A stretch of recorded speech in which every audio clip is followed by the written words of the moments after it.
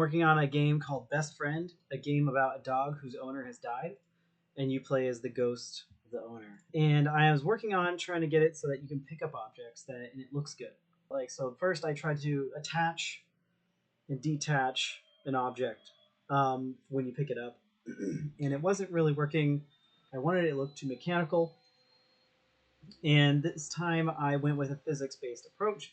At first I thought it was going to be not work well, or it'd just be too weird, and it actually is. I kind of feel dumb for not doing this to begin with, but as you can see, I click and I pick up an object, and it's kind of floaty, and it works. And now I can actually. I was talking about throwing objects before, and I was really having a tough time getting it working. Now I can get it working because it's physics based, so I can just drag an object and throw it.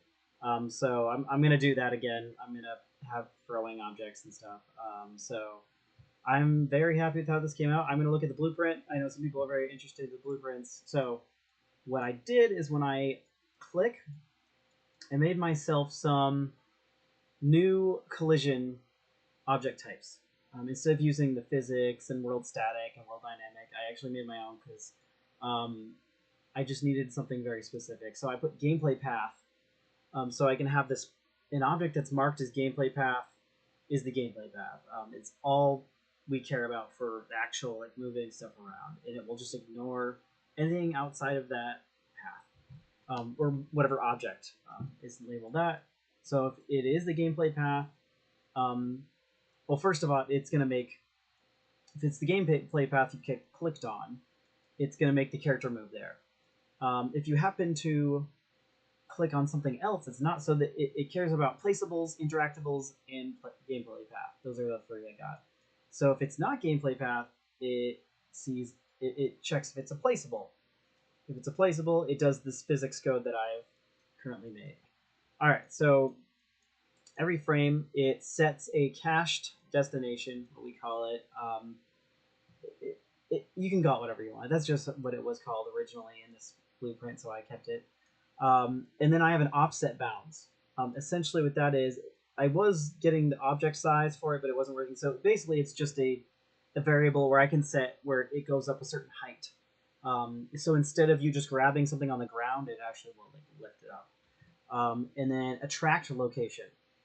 So I take the location that you clicked and then look above, and then that is the attract location.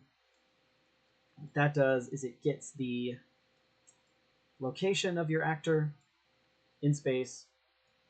It adds your attract or subtracts that from the attract location.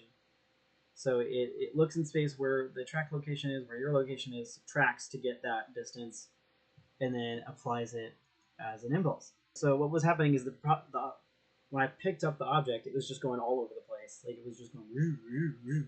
So I have to have it so if you're closer to it, it applies less force. So as soon as it gets closer to where it's supposed to be, it starts applying less force so that it doesn't go zooming past that spot. And that's essentially, the whole thing in a nutshell. I wish I had thought of this earlier because it's so much simpler than what I was trying to do.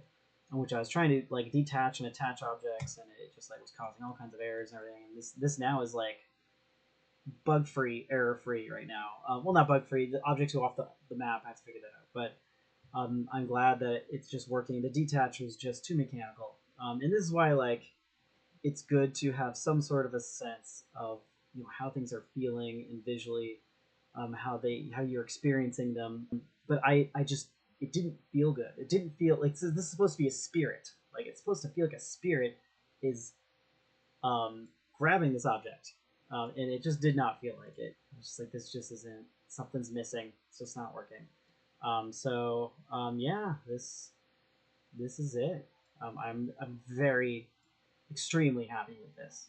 I think this is going to be really awesome. You can maybe use it to like some puzzles where you could like throw a cube, or not cube, but you throw an object into like a little basket, like of some sort, and like it comes down, like all kinds of stuff you could do with this. And it's just like it's already opening up so many ideas. If you want to keep track of this content, this game that's being made, it's being made by Empath Games.